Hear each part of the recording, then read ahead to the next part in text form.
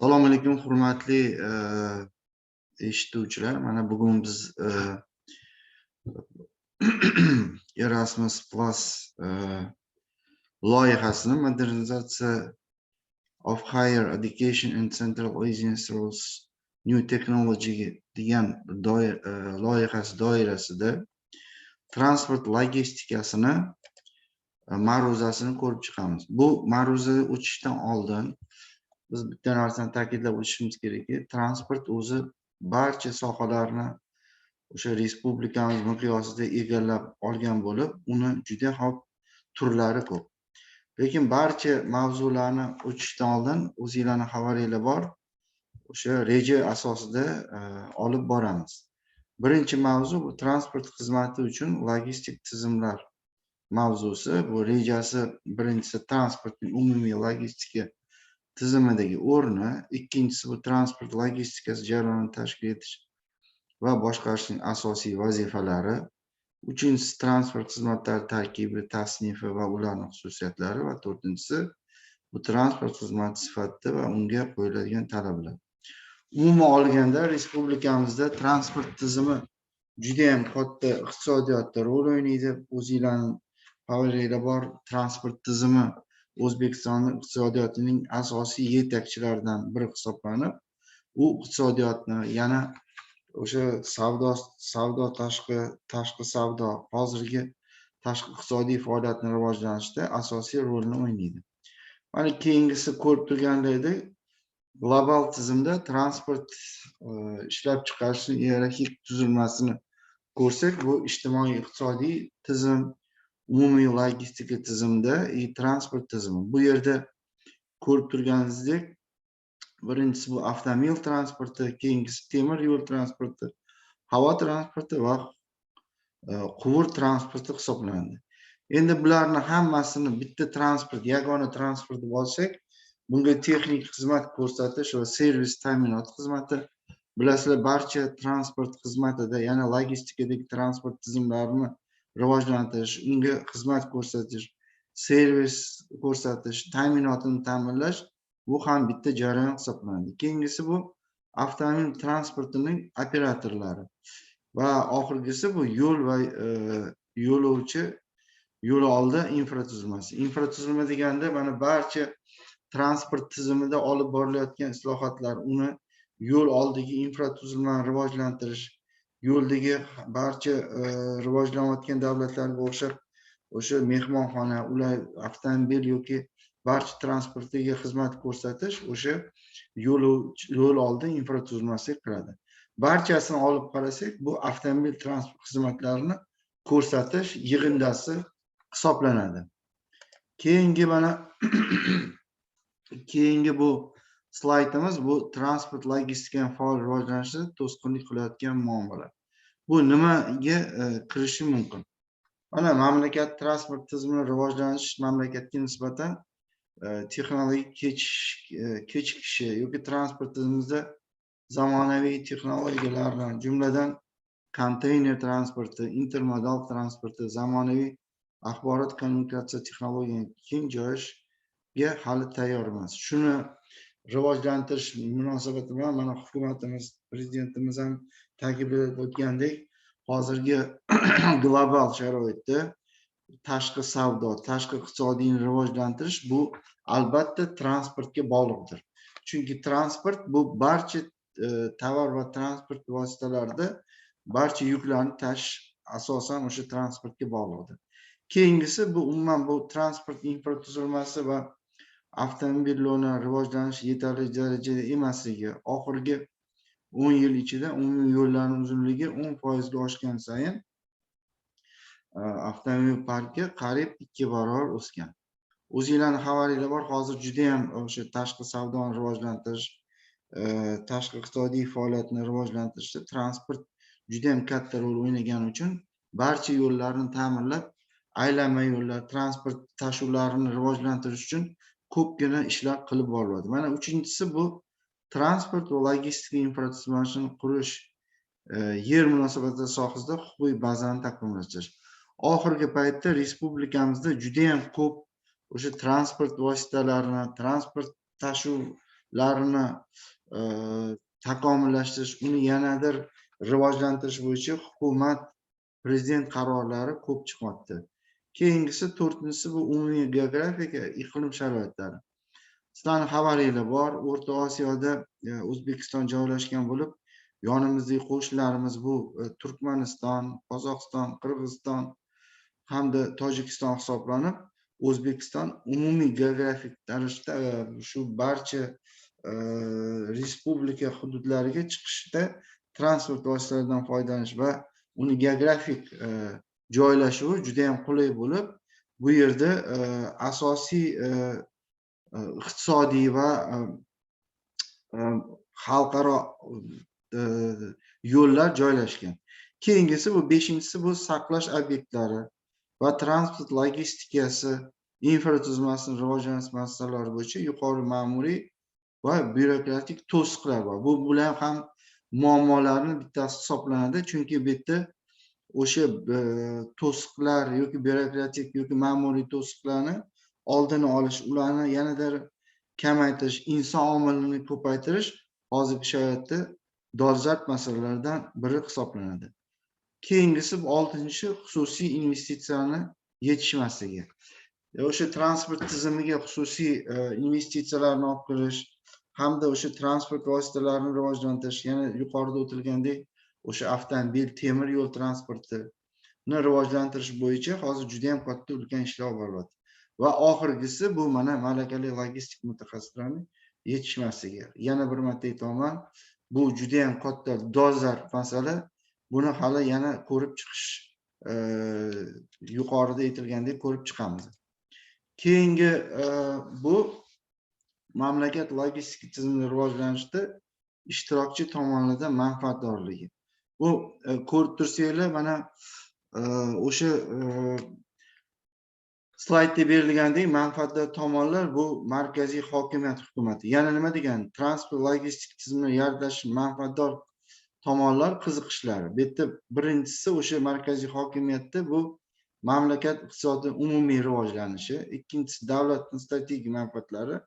Bilasizlar, transport tizimi bu savdoni eng asosi hisoblanib, bu davlat strategik manfaatlariga kirishini bilasizlar. Keyingisi bu tashqi savdoni rivojlantirish. Men yuqorida ta'kidlab o'tgandek, haqiqatan ham tashqi savdoni rivojlantirish, uni yanada takomillashtirish bu transport tizimiga albatta bog'liqdir. Keyingisi bu har xil turdagi transport turlarini o'zaro muvofiqlashtirish. Bu nima degani? Mana respublikamizda rivojlangan temir yo'l transporti, o'sha temir yo'l orqali olib kirilayotgan barcha tovarlar keyinchalik avtomobilga yuklanib, o'sha mijozga yetkazish yoki havo yo'llaridan kelgan barcha o'sha yuklarni o'z egalariga yetkazish, bu yana bitta har xil turdagi transport turlarini o'zaro muvofiqlashishga kiradi. Va o'sha markaziy hokimiyat hukumat tarafidagi eng oxirgisi byudjet soliq tushumlarini o'tishi. Transport tizimida juda ham o'sha respublika byudjetiga to'ldirish asosiy omillardan biri bo'lib, bu mana shu yerda ko'rsatib o'tilgan. Ikkinchisi bu mahalliy hokimiyat organlari. Bunga nima kiradi? Bunga o'sha mintaqadagi investitsiya jozibadorligini oshirish. Mana bilasizlar, oxirgi shu 4-5 yilda iqtisodiyotimizda juda ham katta o'zgarishlar bo'ldi. Hukumatimiz tomonidan juda ham ko'p investitsiyalarni olib kirish yana ta'kidlab o'tilmoqda. Mana mahalliy hokimiyatlarga ham o'sha mintaqaning investitsion jozibadorligini oshirish yuklatilgan. Keyingisi bu asosiy masalalardan bittasi bu yangi ish o'rinlarini yaratish. Va oxirgisi bu mahalliy byudjetda soliq tushumlarini oshirish. Mana manfaatdor tomonlardan keyingisi bu xizmatni potensial iste'molchilarga ishlab chiqarish, ulgurji savdo kompaniyalariga. Bu yerda eng asosiy hisoblanadi bu logistik outsourcingni rivojlantirishi, logistika sohasida xizmat ko'rsatish sifatini oshirish, logistika xarajatlarini kamaytirish. Va to'rtinchisi bu logistik vositalar. Bu yerda xizmat bozorini kengaytirish, biznes kirishish uchun sharoitlar yaratish. Bu yerda 5-inchisi investorlar. Mana yuqorida ta'kidlagandek, haqiqatan ham investorlar juda ham katta rol o'ynaydi. Mana bittasi bu yerda o'sha risk darajasini pastligi, maqbul qaytarish muddatini mavjud bo'lgan investitsion jozibali loyihalarni yaratish. Yana bir marta aytaman, investitsiya, yana bir marta investitsiya bu davlat tarafidan eng dolzarb masalalardan bittasi. Keyingisi bu 6-si bu developerlar. Bu nima degani? Bu logistik operatorlarga keyingi lizing yoki sotish uchun yirik logistik loyihalarni qurish uchun shart-sharoitlar yaratishdan iboratdir. Va oxirgi manfaatdor tomonlardan bu aholi, bu yana bir marta ta'kidlab o'tamiz, yangi ish o'rinlarini yaratish, transport infratuzilmani rivojlantirish, chakana xizmat ko'rsatish sifatini oshirish, xalqaro tarmoq kompaniyalarini bozorga kiritish va eng oxirgisi, mana ko'rib turibsizlar, ekologik vaziyatni yaxshilashdan iboratdir. Mana keyingi slaydimizda bu transport logistika tizimini boshqarish majmuasi. Yana bitta kompleks qilib olinadigan bo'lsa, bu transport logistika tizimini boshqarish nimadan boshlanadi deb bildim. Mana tepada slaydda ko'rganlaringizda bu ishlab chiqaruvchilar. Bu ishlab chiqaruvchilarga mijozdagi o'shani yetkazish, omborxonalar, havo transporti operatorlari, suv transporti operatorlari, temir yo'l transporti operatorlari, avtomobil transport operatorlari, savdo korxonalari. Bularni hammasini bog'laydigan narsa bu logistik operatorlar moliya o'shalarni sug'urta qilish va GPS yoki navigatsiya yoki axborot tizimlarini, axborot kommunikatsiyalarini rivojlantirish bu umumiy majmua hisoblanadi. Keyingi slaydga o'tadigan bo'lsak, bu transport logistika faoliyatini tashkil etishda foydalangan logistik usullar. Bu 3 turga bo'linadi. Bu distributiv logistika, ombor logistikasi va transport logistikasi.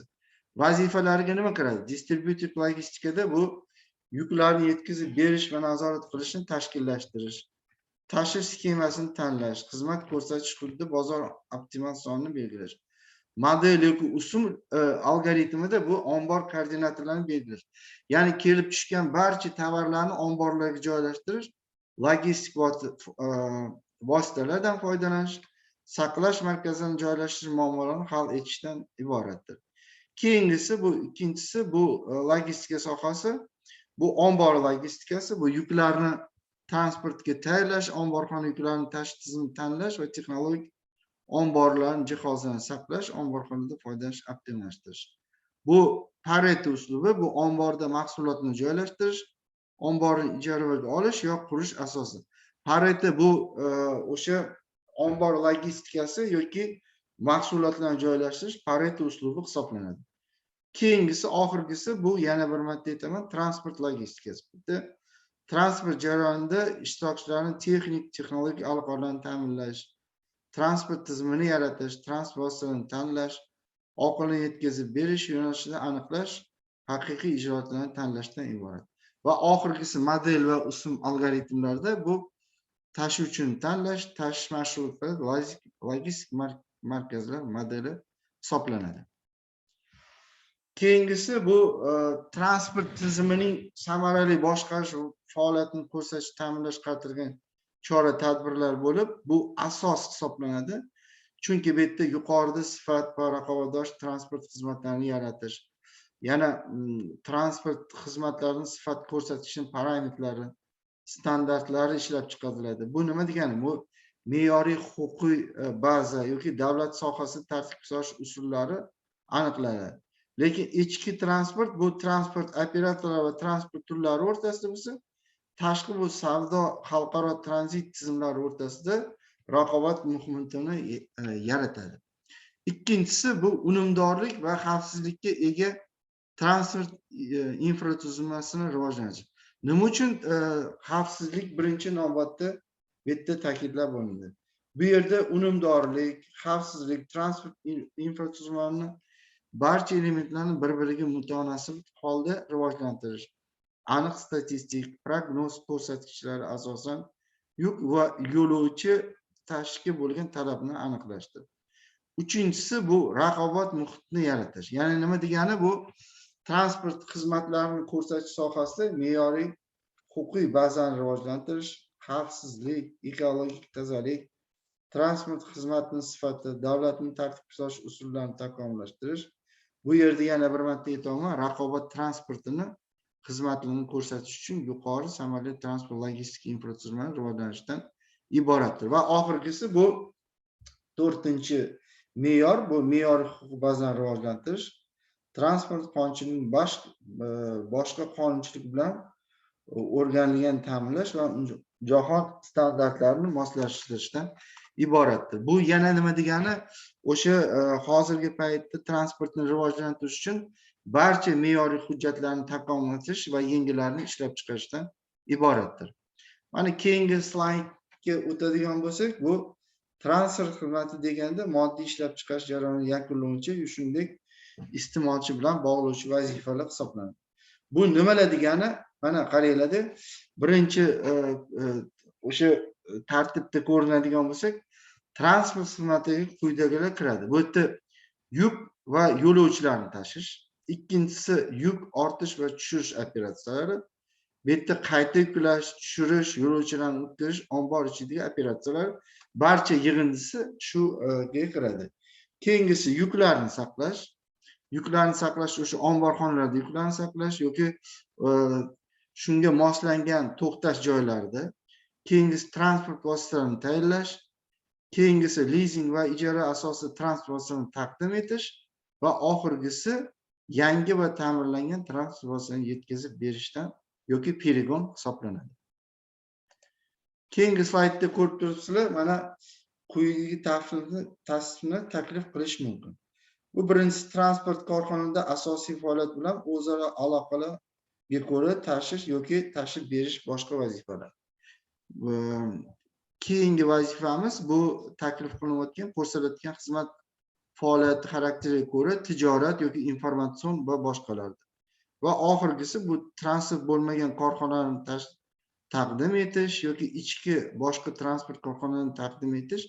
Masalan, ichki xizmat ekspeditorlik kompaniyalarda o'sha transport jarayonini amalga oshirish uchun harakatlanish tarkibiy taqdim etish. Bu yana nima degani? Yana o'sha transport korxonalarida tashkilotlar bilan o'zaro bog'liqlikni yanada amalga oshirishdan iboratdir.